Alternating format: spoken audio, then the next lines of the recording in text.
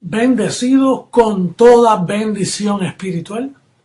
En este día recibimos tú y yo espíritu de sabiduría y conocimiento para entender el misterio que estuvo escondido, pero que ahora ha sido revelado a nosotros, los que tenemos la mente de Cristo.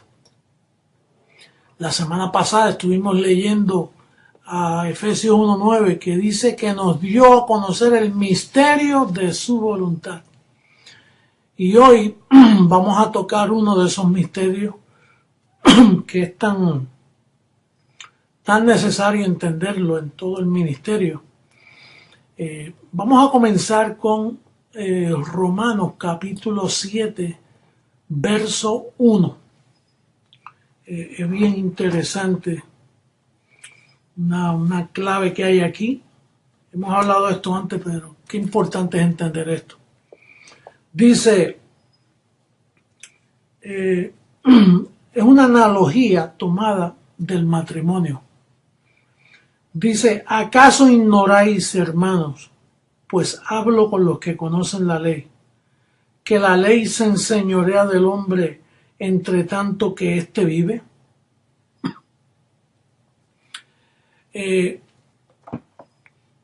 Estuve hablando con Rafa en cuanto a este capítulo y le pedí una orejita cómo él veía ese capítulo y él me dice, apóstol, lo primero que yo veo ahí es que es una comunidad en Roma que ignoraba. O sea, eran ignorantes en cuanto al significado de la muerte de Jesucristo.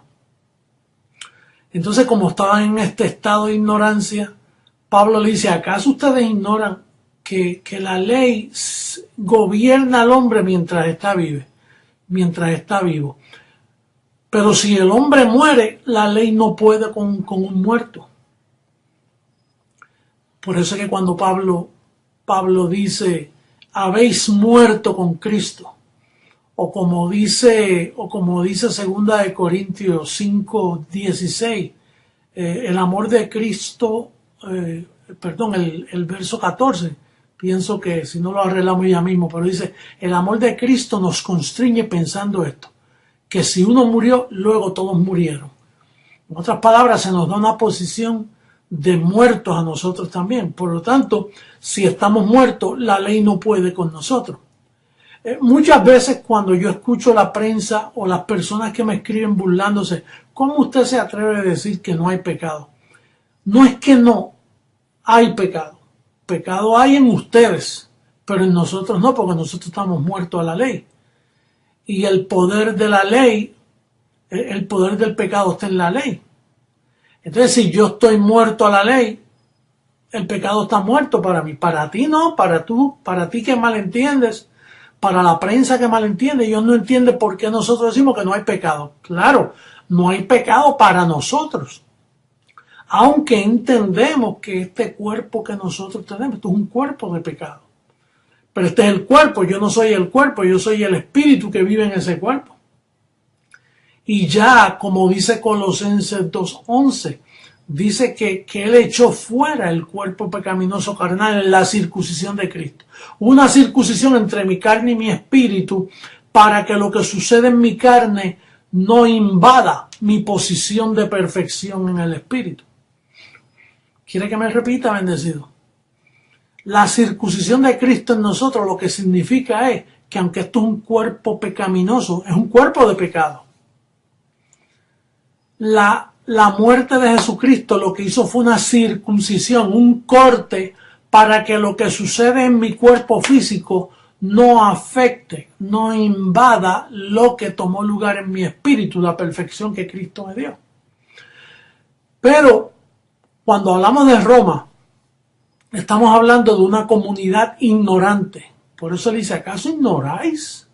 ¿Cómo es posible que ustedes ignoren que Jesucristo, Jesús de Nazaret, es como un esposo para la iglesia? Por eso en Apocalipsis dice, hablando de las bodas del Cordero. Y entonces cuando Cristo muere, ahí ocurren las bodas del Cordero y se casa la iglesia, pero con otro, con el que resucitó. Esta ignorancia por 2000 años ha traído una apostasía de la verdadera fe cristiana. Por ejemplo, nosotros estamos tratando con comunidades romanas. De hecho, ellos a veces tienen en sus puertas, somos católicos, apostólicos y romanos. Si te dice que es romano, mira, es ignorante a lo que sucedió en la cruz. Él no le da valor al Calvario. Él no entiende, él ve eso como un cuento, como una historieta religiosa que tomó lugar allí, pero no le ignoran la importancia. Por eso es que dice ahí, en el próximo verso, en el verso 2, dice, porque la mujer está sujeta por la ley al marido mientras éste vive. Pero si el marido muere, ella queda libre de la ley del marido. Así que si en vida del marido se uniera otro varón, será llamada adúltera. Pero si su marido muriere, es libre de esa ley. De tal manera que si se uniere otro marido, no será adúltera. Pero Pablo no está hablando en sí del matrimonio, es dando un ejemplo, es una analogía del matrimonio. Entonces dice, así también vosotros, hermanos míos, habéis muerto a la ley mediante el cuerpo de Cristo. O sea, el cuerpo de Jesús vino exactamente para colocarte a ti muerta a la ley, para que el pecado no se enseñoree de ti, para que seáis de otro, del que resucitó de los muertos, a fin de que llevemos fruto para Dios. Entonces, esto es un misterio que yo quiero explicarle a las naciones. Se ha hecho difícil de explicar por cuanto ellos ignoran. Es más, ellos ignoran hasta la ley. Son unos legalistas, ignoran la ley. Porque aquí Pablo dice, ignoráis. Y hablo con los que conocen la ley, que era en este caso, para aquellos tiempos, todas esas comunidades llamadas cristianas. Entonces, lo que sucede, vamos a ver la causa de por qué esta situación existe mundialmente. Vamos a ver en Isaías capítulo 25,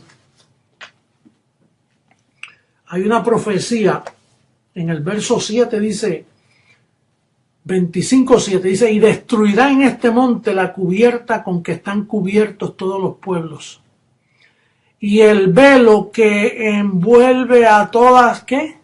Las naciones. El velo que envuelve a todas las naciones. Bendecido hermano mío, hijo mío, decreciendo en gracia.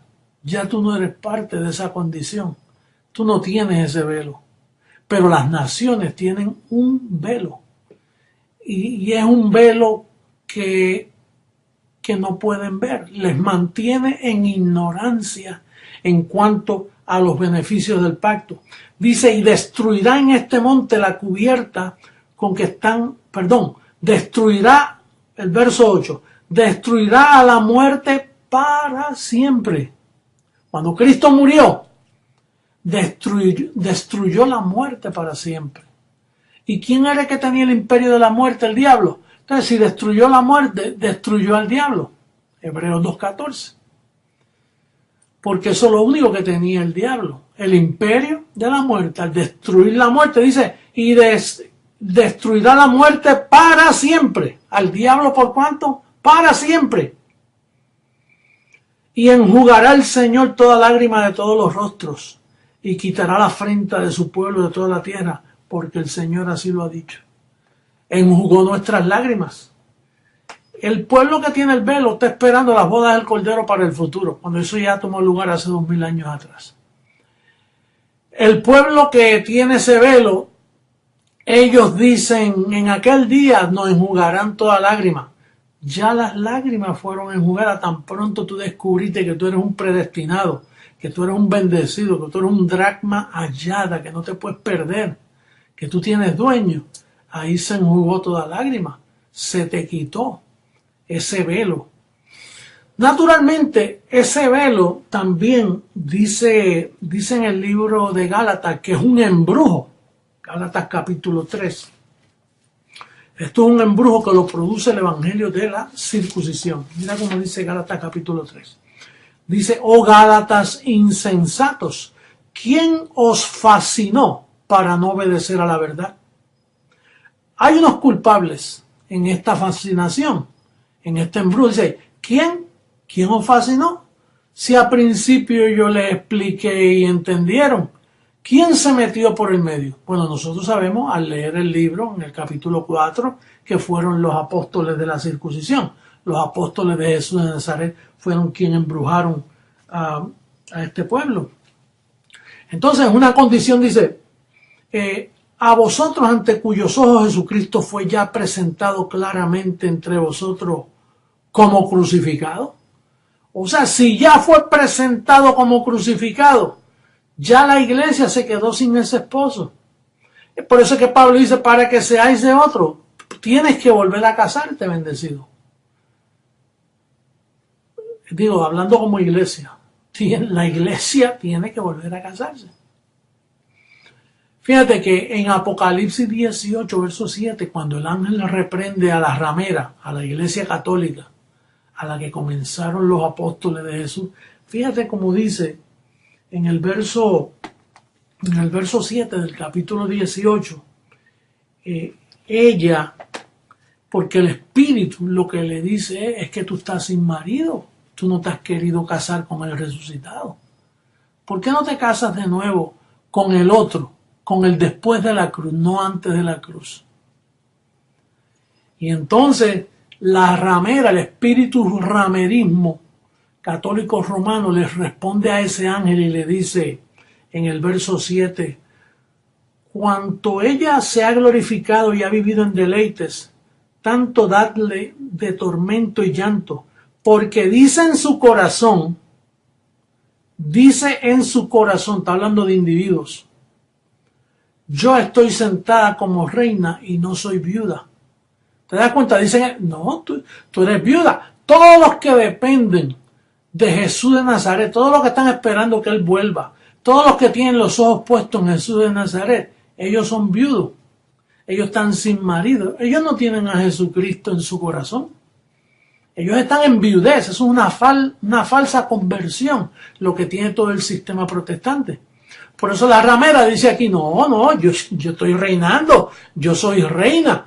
Yo no soy viuda. El ángel está diciendo, no, tú eres viuda, tú estás sin marido, porque Jesús de Nazaret murió y estaba supuesto a casarte con el que resucitó. Pero no quisieron obedecer al apóstol Pablo, no quisieron obedecer. ¿Y qué hicieron? Hicieron un misticismo de la persona de Jesús de Nazaret. Lo treparon en una cruz. Hicieron el sagrado niño corazón de Jesús, todas esas vainas que han envuelto con rosario, con novenario. Se inventaron unos escapularios y una mercadería de todo eso. Y mira, y el verdadero marido con las manos abiertas para recibirle, para que lleven fruto para Dios, dice el verso 4 de Romanos 7.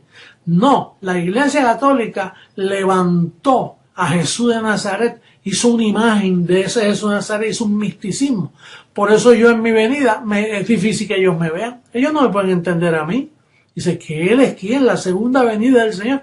Imposible. Tú no ves que ellos lo que tienen en sus mentes es una brujería, es un velo que envuelve las naciones y no están preparados para ver al Señor en su segunda venida. Ellos no pueden, no tienen el discernimiento. Ellos están en ignorancia, son una comunidad ignorante, comunidades protestantes ignorantes, comunidades bautistas, evangélicas, pentecostales, todas están en una eterna ignorancia, tienen un velo. Es como yo caminar imagínate, cubrirme el rostro y decir, mira, sígueme que voy por aquí, que yo veo bien claro. No, te vas a caer conmigo en el hoyo. Ambos vamos a caer, porque si no veo, estoy en ignorancia. Y tú sabes que tú no puedes. Esto hay que decirlo delicado, porque ellos piensan que nosotros no creemos en Jesús de Nazaret. Al contrario, nosotros honramos su muerte. Nosotros entendemos la analogía. Pablo no tiene que decirle a Creciendo en Gracia, ustedes ignoran que ustedes se pueden casar con el resucitado. No lo ignoramos. Y tú, si fueras honesto, ese que me está escuchando, que nunca ha visto este corte, pues mira, si ese es el problema, déjame casarme con el resucitado y poner a Jesús de Nazaret aparte. Pero ellos piensan que van a ofender a Jesús de Nazaret. Y no sabe que lo complacen. Porque él advirtió allá en Mateo, ojalá encuentre esto rapidito aquí. Allá en Mateo, él advirtió que el que ponga los ojos en él, mira, dice Mateo capítulo 21, verso 43. Vamos al 42 también. Dice, Jesús les dijo, ¿nunca leísteis en las Escrituras la piedra que desecharon los edificadores ha venido a ser cabeza del ángulo? El Señor ha hecho esto, y es cosa maravillosa a nuestros ojos. Por tanto os digo que el reino de Dios será quitado de vosotros, a los judíos, y les será dado a gente que produzca los frutos de él, los gentiles. El que cayere sobre esta piedra será quebrantado, y sobre quien ella cayere, le desmenuzará. El que cayere sobre esta piedra. Esa piedra es de bendición cuando lo miras resucitado, cuando lo ves como cabeza del ángulo.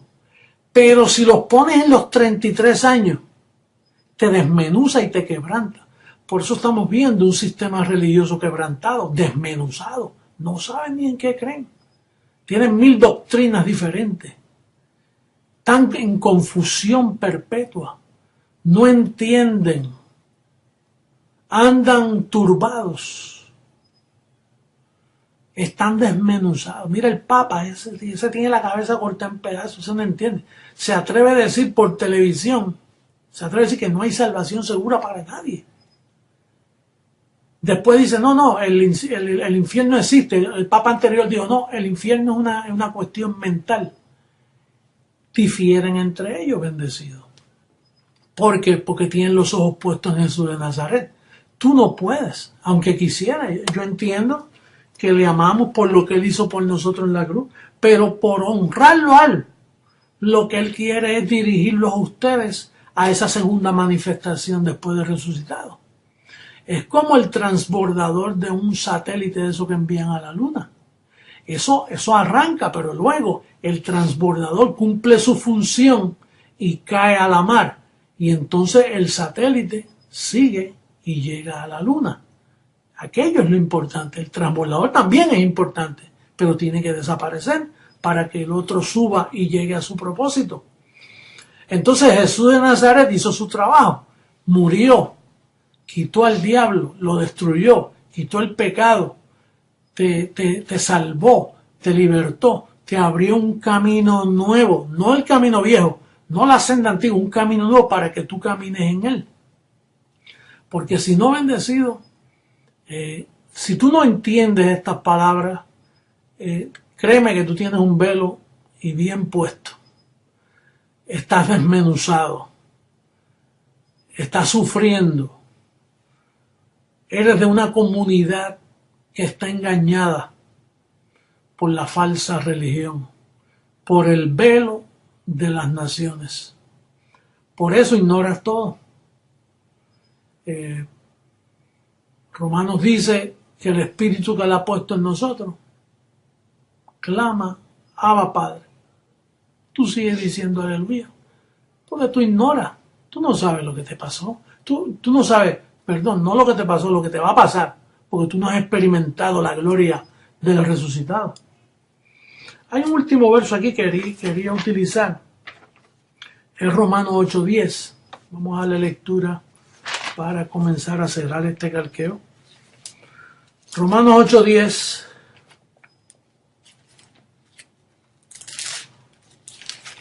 Dice,